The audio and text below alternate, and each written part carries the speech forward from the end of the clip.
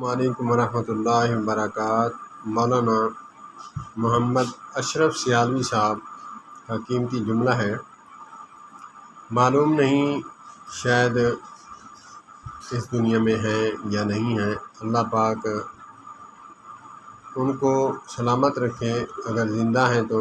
اگر اس دار فانی سے کوچ فرما گئے ہیں تو اللہ پاک ان کو جنت الفردوس میں اعلیٰ مقام عطا فرمائے۔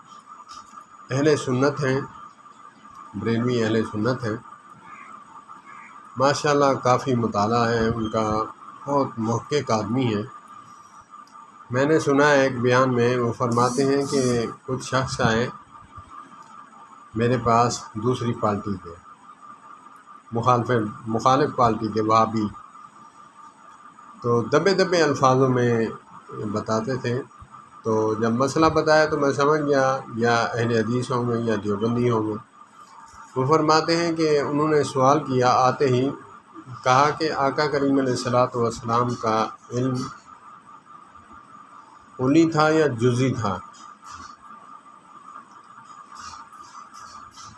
تو انہوں نے بہت ہی پیارا جملہ فرمایا۔ وہ فرماتے ہیں کہ اگر آپ اللہ عز و جل کے ساتھ تقابل کرتے ہیں تو پھر جزئی ہے، اگر مخلوق کے ساتھ تقابل کرتے ہیں تو پھر کلی ہے۔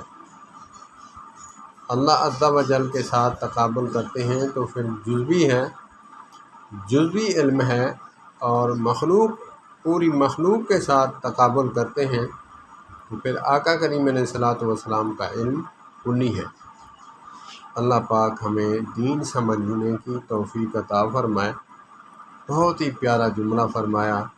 اللہ پاک ان کو جنت الفردوس میں کروٹ کروٹ رحمت نازل فرمائے۔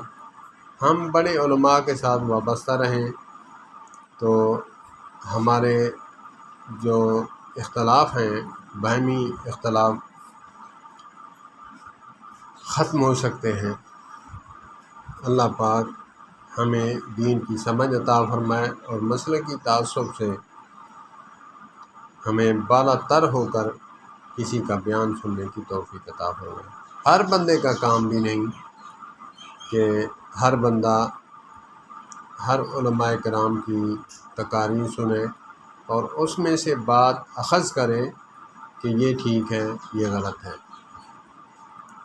بہت محنت اور کوشش کے بعد یہ انسان کو وصف ملتا ہے۔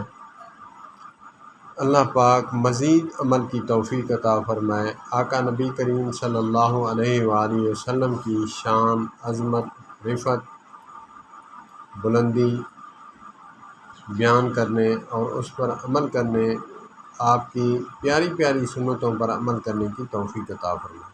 السلام علیکم ورحمۃ اللہ وبرکاتہ۔